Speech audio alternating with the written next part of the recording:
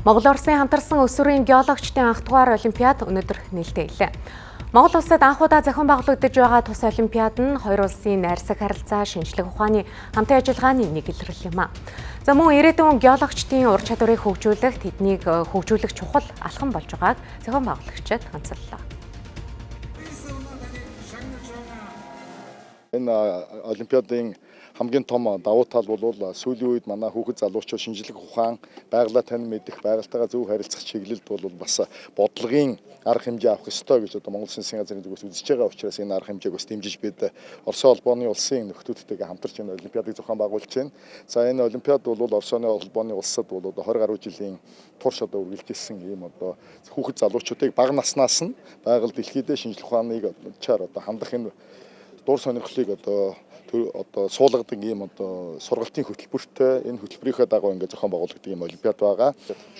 Оросын холбооны улс тус олимпиадыг зохион байгуулад олон 10 жил болж байна. Тодорхойлбол Оросын холбооны улс Казахстан, Беларусь, Тажикстан зэрэг улсад зохион байгуулж байсан туршлагатай Монгол улсын хөгжилд нэн чухал салбар болох геологийн олимпиадыг анх удаа Монголд зохион байгуулж байгаад баяртай байна.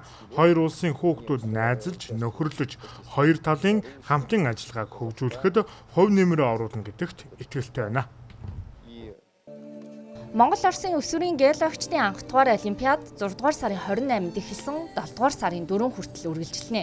Олимпиадад 2 орны 100 өсвөрийн геологчоос бүрдсэн 10 баг 8 төрлөөр өрсөлдөж байна. Мөн дэлхийд танигдсан олон жил ажилласан туршлагатай шүүгч нар олимпиадыг шүүж байгаамаа. Зөндөө олон орос найзуудтай бас ер нь хэл ойлголцож илээ. Тэгээд дохионы хэлээр ч юм уу эсвэл хідэн мэддэг орос хэлээр л ярьж байгаа.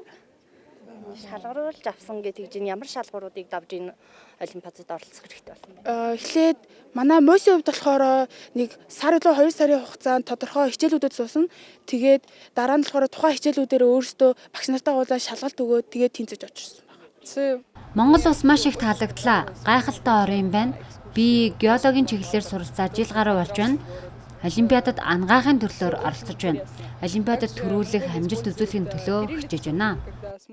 За энэхүү олимпиад зохион байгуулагчдснаар бол ерөнхий боловсролын дунд сургуулийн сурагчид маань байгалийн шинжлэх ухааныг энэ удаа геологийн шинжлэх ухааныг анхан шатны суур мэдлэгтэй болохын зэрэгцээ ирээдүйн боловсон өвчин залуу хойч болж бэлтгэгт нь гарахад бол ихээхэн хувь нэмэр болно гэж бодож байна.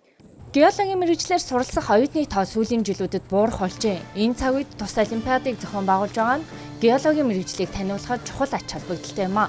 Мөн цаашид олимпиадыг жил бүр уламжлал болгон зохион байгуулж оролцох улсын тоог нэмэгдүүлэхээр төлөвлөжээ.